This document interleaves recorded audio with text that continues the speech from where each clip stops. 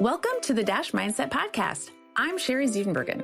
You were born, you're gonna die, and your adventure is your dash in between. So make the most of it. Unlock your potential in all aspects of your dash by embracing your uniqueness and living in a way that's authentic to you, not by doing more things, but by focusing on the right things. I'm a former corporate leader turned coach who's on my own journey, and I'm passionate about helping you on your journey too. So on the podcast, we'll explore how to live authentically by deciphering who you truly are and what you truly want. Are you ready to take a step toward designing your dash? Someday doesn't actually exist, so let's do it now. Hey, it's Sherry. In our last episode, I talked about happiness, or more specifically, our tendency to chase it. And today's kind of a sequel to that. I'm saying kind of because I'm not sure if sequel actually applies in this instance, but we're going to go with that. It's a follow-up to our last episode.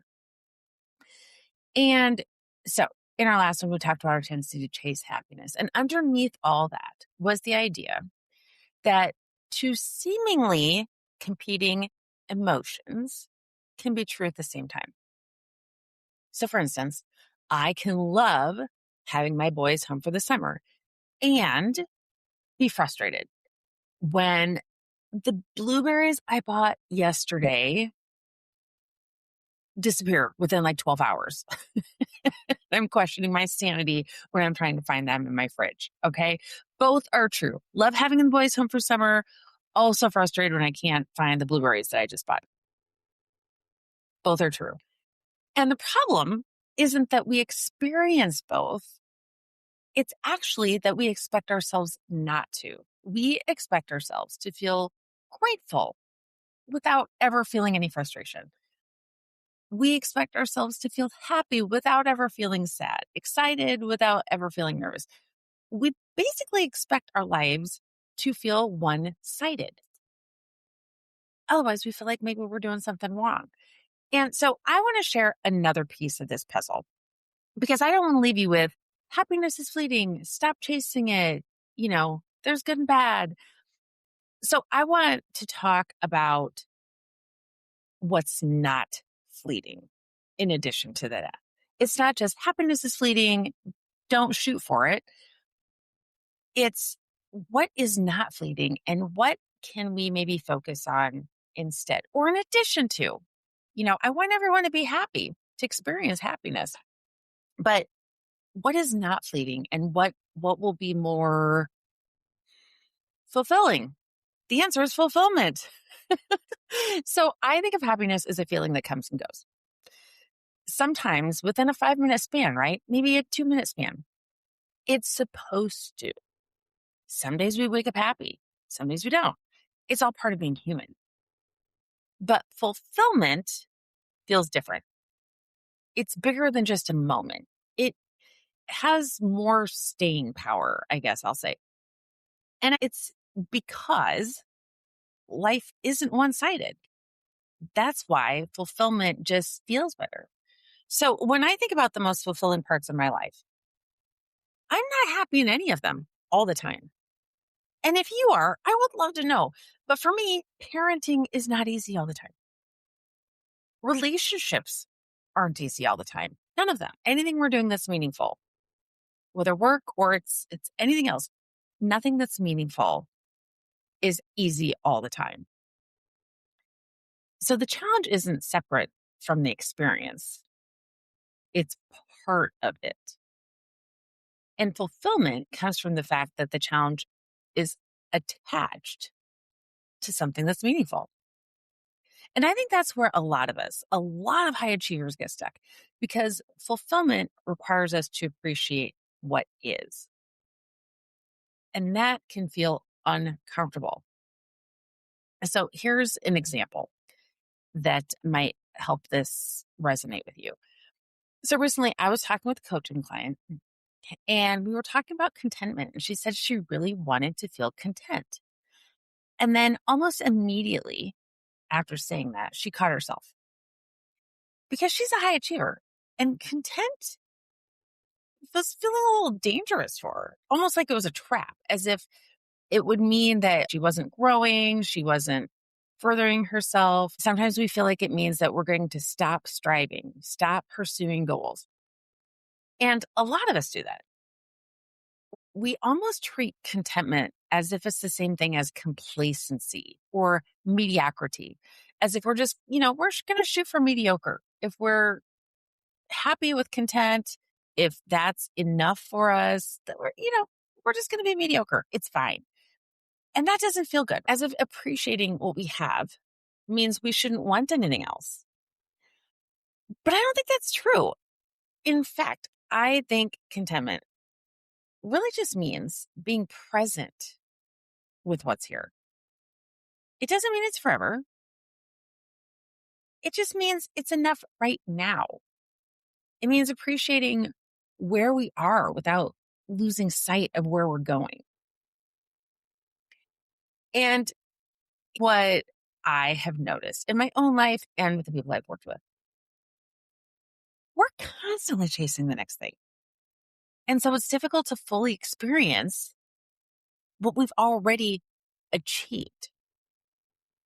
We're always living somewhere in the future, the next thing, whether that's a promotion, an accomplishment of some kind, the next thing on our list, whatever. And so meanwhile, we miss the life we're currently living. Not because we're ungrateful, but because we're convinced that we just cannot stop moving long enough to appreciate it. And I think that's where it can get confusing. The moment we stop talking about happiness and start talking about contentment,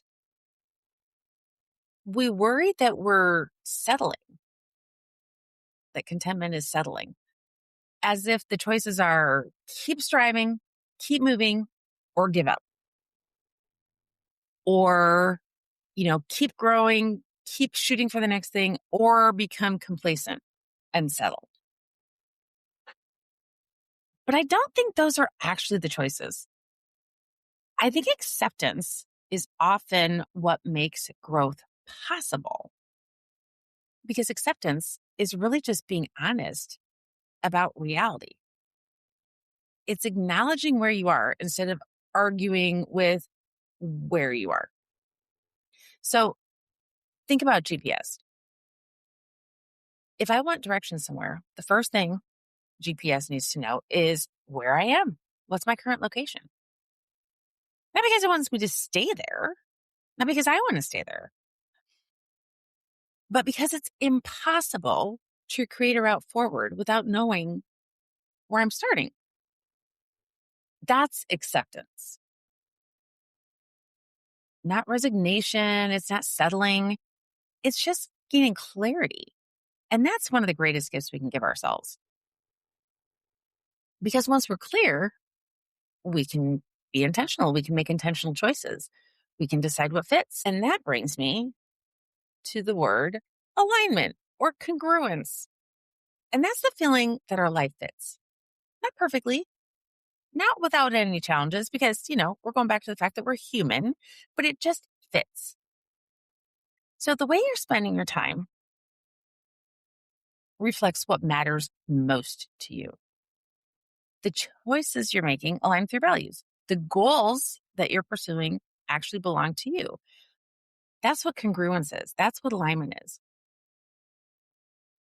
People can handle a lot when it's attached to something meaningful. What wears us down isn't the challenge itself. It's the mismatch. The feeling that we're living someone else's definition of success, that we're not acting in congruence with what means the most to us, that we're not operating in congruence with who we truly are, what's natural for us, the gifts that we bring. The feeling that we're climbing a ladder that we don't actually even want to be on, that we've drifted away from who we actually are. We've drifted away from ourselves. That is incongruence, and it's exhausting. So that's all why I don't think the goal is happiness. I think the goal is fulfillment. And that comes with some level of contentment and some level of acceptance. So fulfillment is the result of these things working together. Acceptance allows us to see reality clearly. Contentment allows us to actually appreciate where we are in the present moment. And congruence, alignment, helps us create a life that fits. And when those things come together, that's what makes fulfillment possible. Not because life is easy. It's never going to be completely easy. Not every challenge disappears, but because the challenges are attached to something meaningful. So here's what I think the biggest difference is between happiness and fulfillment. Happiness is asking, how do I feel right now? And fulfillment is more about asking, am I moving in a direction that aligns with who I am and what matters most? Happiness is more about a moment, and the other, fulfillment, is about life overall. So maybe the question to ask yourself isn't, how do I become happier? Maybe the better question is, does this fit? Does this relationship fit? Does this promotion fit? Do I even want to be in this role? Do I want to be in this environment? Does this goal fit? Does this version of success fit? What's my version of success? Because happiness comes and goes, but fulfillment is what happens when you are who you are, you're aligned with what you value and how you live, and everything's moving in the same direction. That's congruence. That's when it fits. And I think that's what many of us are really looking for. So I'd love for you to ask yourself some of those questions. Are you in alignment? Are you living in congruence with who you truly are and who you want to be? Are you shooting for happiness? Because if we're shooting for happiness, we're going to be disappointed because it's not an attainable destination. Okay, everybody, thank you for listening. And until next time, remember, you only get one dash. So enjoy the adventure along the way. Or, okay, you're not going to enjoy all of it, but at least appreciate the ups and downs along the way and enjoy some of them. Thanks for being here. We'll see you next time. Thanks so much for listening to the Dash Mindset Podcast. If you enjoyed this podcast, please subscribe on your favorite podcast player, tell your friends, and leave us a review.